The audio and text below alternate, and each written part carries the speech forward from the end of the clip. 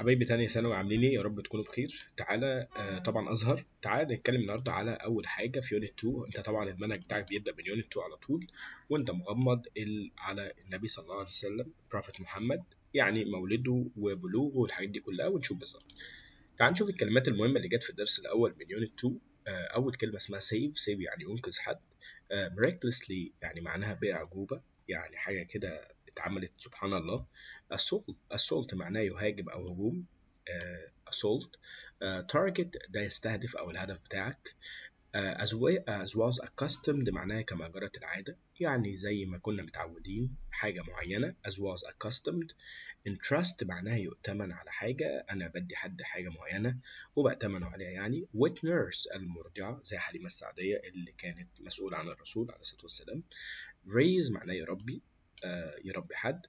paternal uncle العم من جهة، طبعا العم بيبقى من جهة الأب أنت عارف طبعا. belong to ينتمي إلى. respectable محترم. tribe معناه قبيلة. teens اللي هو التينيجرز اللي هم سنوات المراهقة أو سن المراهقة. shepherd معناها راعي غنم. accompany يصطحب أو يروح مع حد حتة. caravan اللي هي القافلة. trade تجارة أو يتاجر. gain يكتسب. commercial اللي هي التجاري، حاجة تجارية.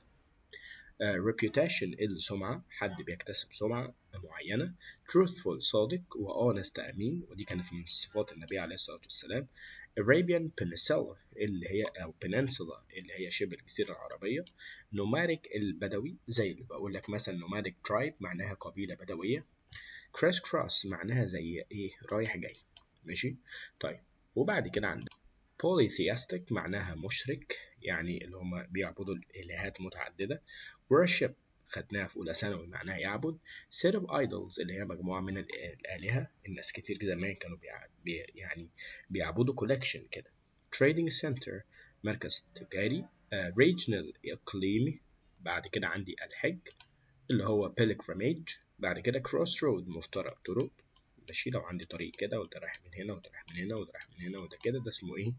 الكروس رود. wealthy الثري أو غني. merchant التاجر أو trader معناه تاجر. distant cousin ابن عم بس من بعيد شوية. integrity اللي هي نزاهة، يعني ما بينحس لحد، ده integrity. propose يعرض للزواج، يعني إن هو بيعرض على حد الجواز. wed اللي هي جاية من كلمة wedding اللي هي يتزوج. تمام. طيب تعال نشوف كده. بيقول لك Prophet محمد was born، طبعا peace be upon him اللي هو صلى الله عليه وسلم. الرسول اتولد in مكة in 570 قبل الميلاد. The year known as the year of the elephant السنة دي عرفت بعام الفيل، أو العام ده عرف بعام الفيل. In which Mecca was miraculously saved from the assault of Abraha who targeted the Kaaba and wanted to destroy it. السنة دي بأعجوبة، أو في العام الفيل ده مكة يعني نجت بأعجوبة من هجوم أبرهة الحبشي على الكعبة لما كان عايز يدمرها. The Prophet's father died before he was born. خد بالك إن أبو الرسول عليه الصلاة والسلام مات قبل ما الرسول يتولد. بيقولك his mother as was accustomed in Mecca at the time. بيقولك وأمه كما جرت العادة في مكة في الوقت ده entrusted him to a wet nurse. ادته كما جرت العادة، كان اللي بيخلف على طول وبيحس إن هو في خطر كان بيدي الرضيع لمين؟ لحد يكون متوليه.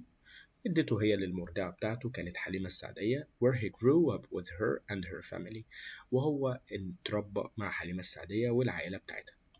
خلي بالك إن Prophet Muhammad's mother died when he was at the age of 6. بيقول لك إن أم الرسول عليه الصلاة والسلام ماتت لما كان هو عنده 6 سنين.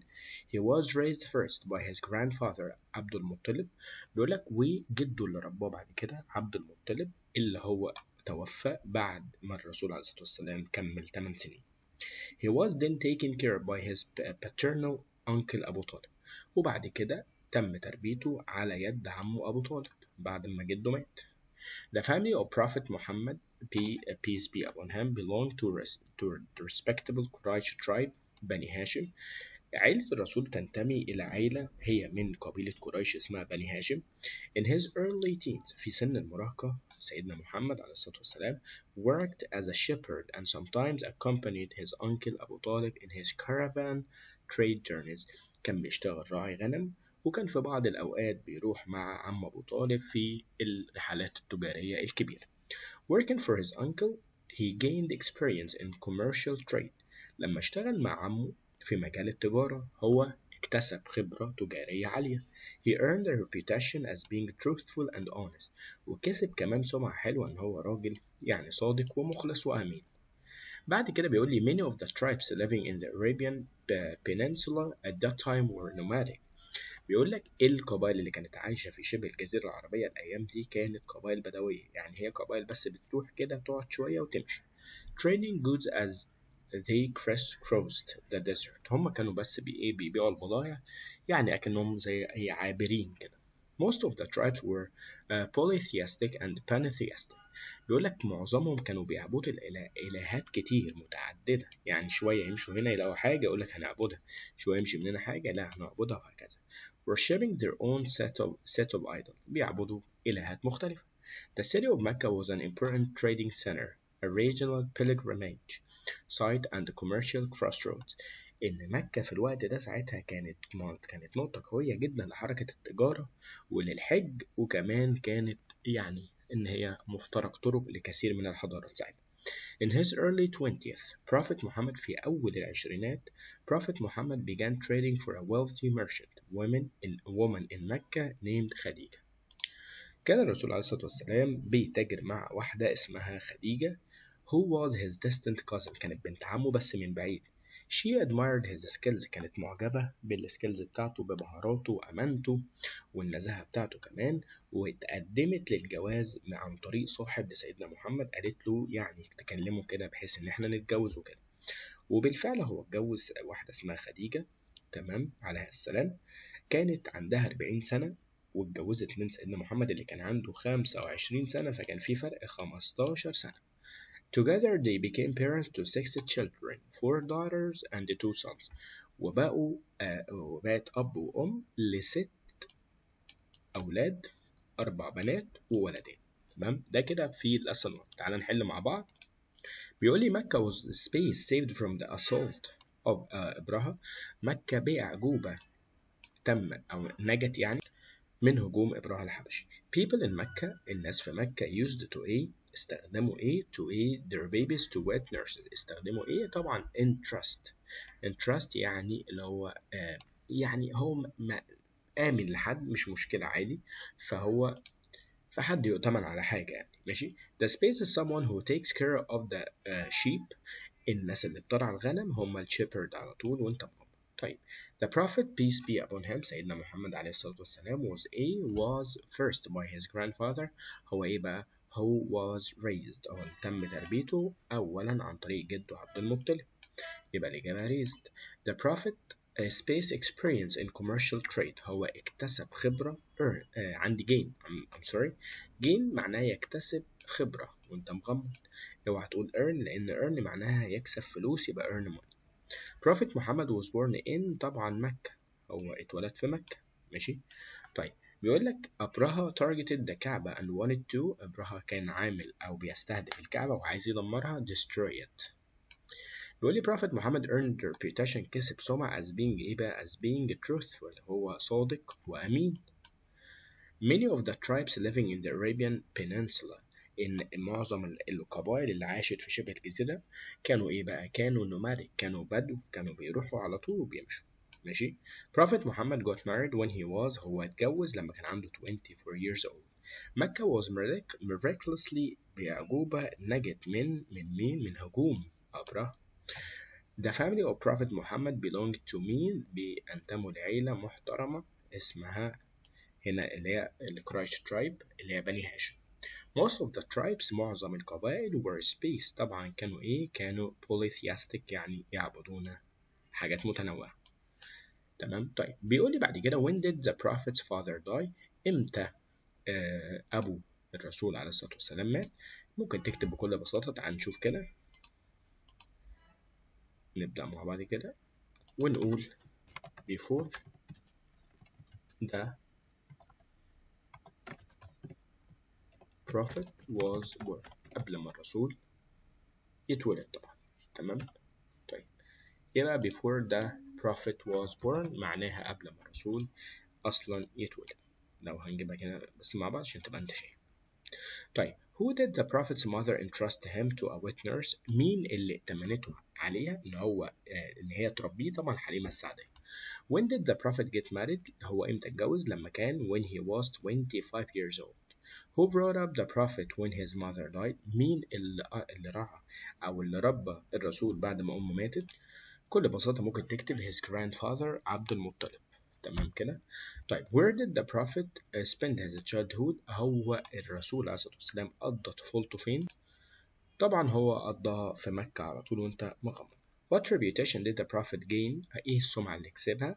طبعا ان هو being، ممكن تكتب كده being truthful and honest، كان صادق وأمين. ماشي. طب what did the people in Mecca worship؟ الناس في مكة كانت بتعبد ايه؟ ممكن اكتب بكل بساطة in most of people أو most people worshipped عبدوا أو ممكن نكتب were كانوا polytheistic كانوا متعددين اللي هم العبادات. ماشي.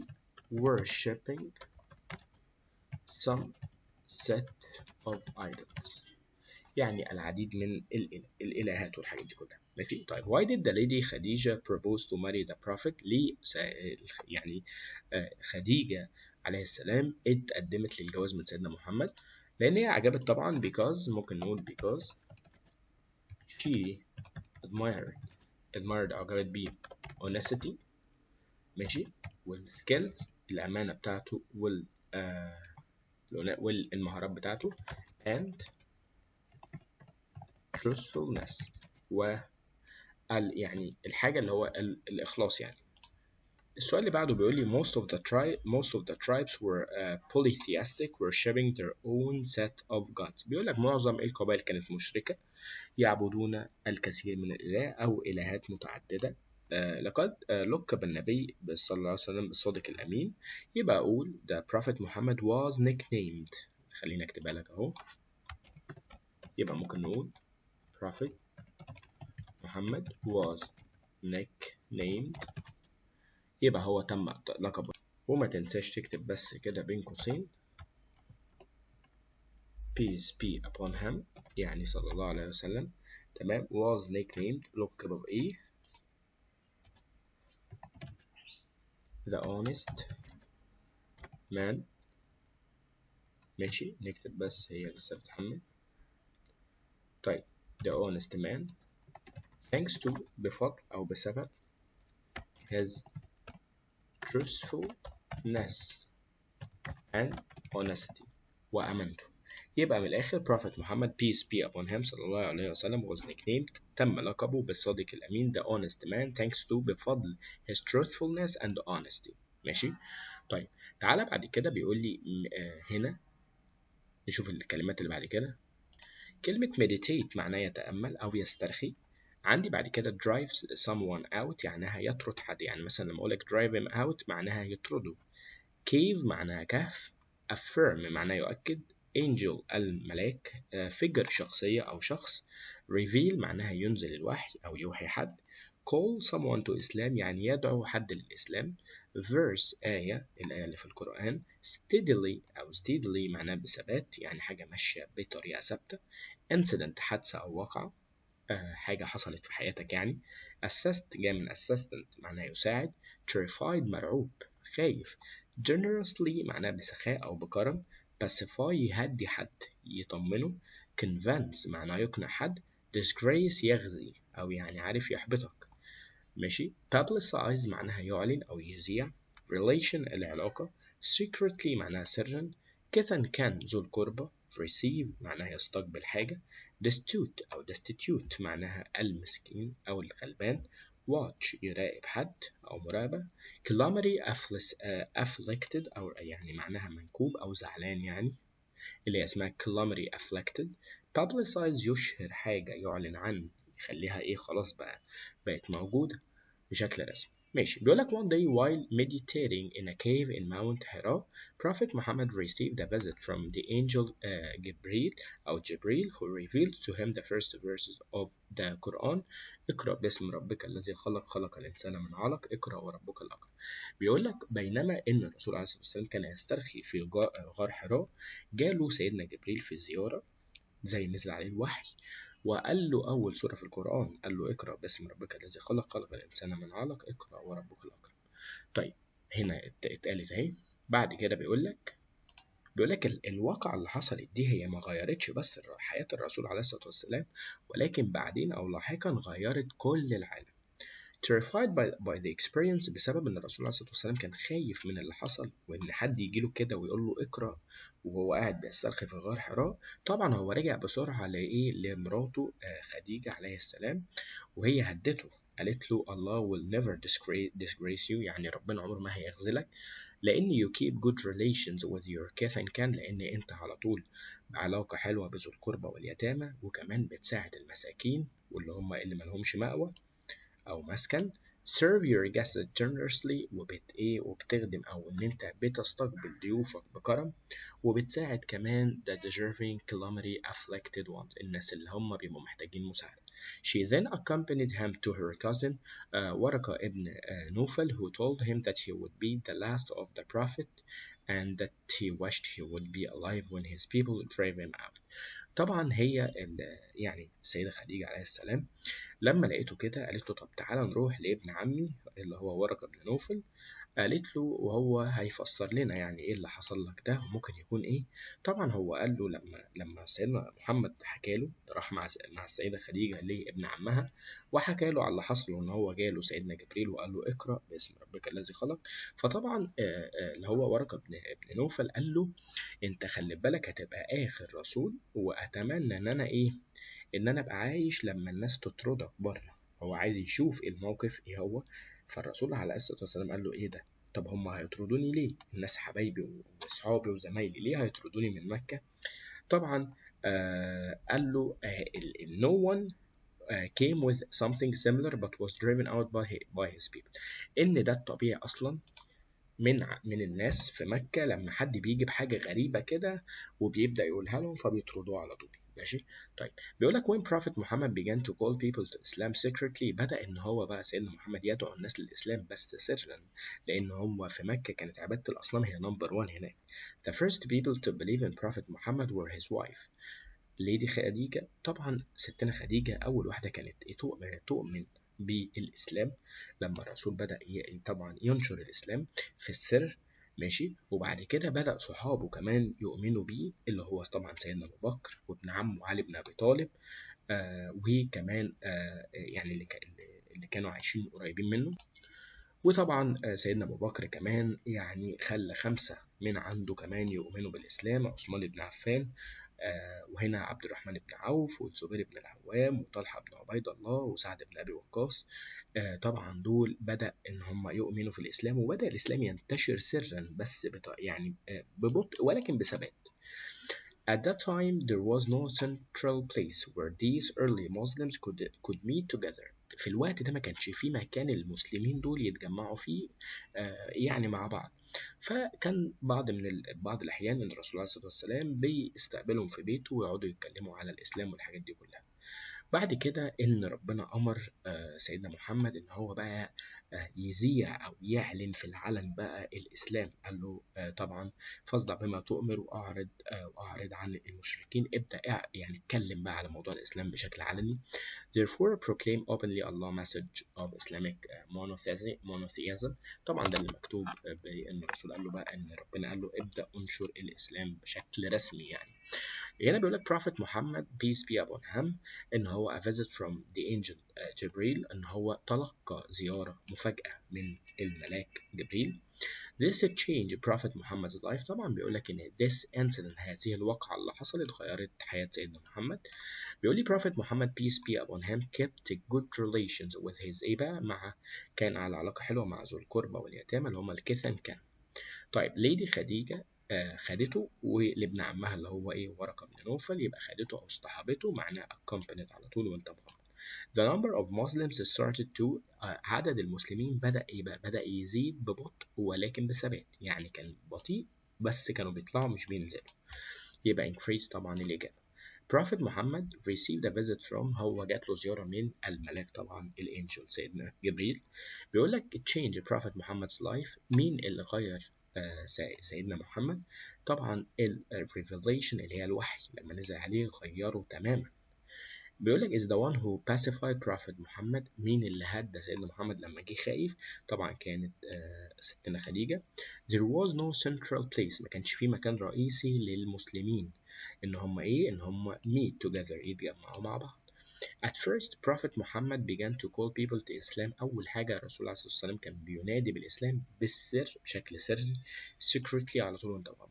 Allah creates man from ربنا خلق الإنسان أو البشر من حاجة اسمها clot، اللي هي زي كتلة دم كده الإنسان اتخلق منها يعني. ماشي. طيب Prophet Muhammad helps the poor and the space، هو الرسول عليه الصلاة والسلام كان بيساعد الفقراء والمساكين destitute. Every prophet came with the truth was، أي رسول كان بيجي بالحقيقة كان إيه بقى؟ كان بيتم طرده من الناس على طول. تمام. بيقول لك إيه اللي حصل لسيدنا محمد لما كان بيسترخي في غار حراء؟ طبعا ممكن أكتب له بكل بساطة he received a visit from، طبعا هتكتب بقى سيدنا جبريل. تمام، يعني جاله ايه زيارة من سيدنا جبريل. Why did Lady Khadija think that Allah will never disgrace the Prophet؟ ليه سيدة خديجة كانت عارفة إن عمر ربنا ما هيخذل الرسول؟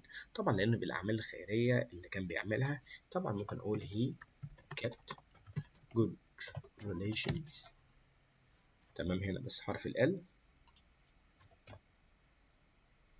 تمام. طيب كان على علاقة حلوة بمين؟ طبعا كاث and كان ذو القربى يعني واليتامى. ماشي، خلينا بس هي تكتب الأول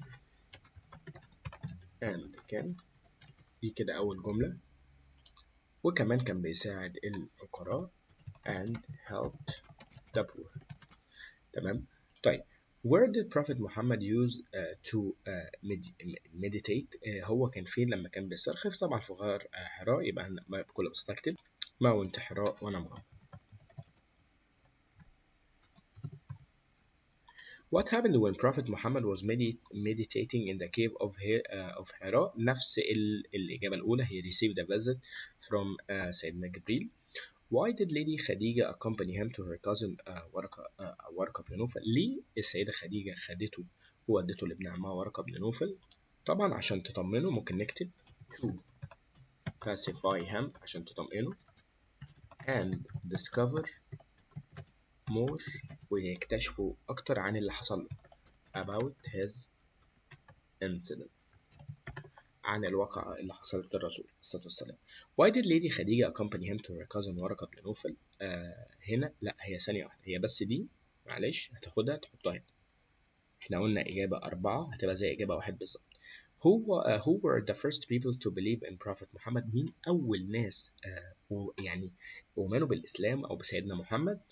يعني على الأقل اكتب 3، يكتب مثلا السيدة خديجة، ممكن تكتب أبو بكر الصديق، وعندك تاني علي بن أبو طالب، يعني على الأقل 3. How did the Prophet Muhammad meet the early Muslims؟ إزاي إن سيدنا محمد كان بيقابل المسلمين زمان لما كانوا لسه بينشروا الإسلام؟ يبقى he sometimes received them at her home، أو يعني بس at his home، كان يعني في بعض الأوقات إن هو بيستضيفهم في البيت عنده. ماشي، يبقى كده ده الدرس الأول والتاني من حياة الرسول عليه الصلاة والسلام لتانية ثانوي أزهر، وإن شاء الله بإذن الله نكمل التالت والرابع مع بعض.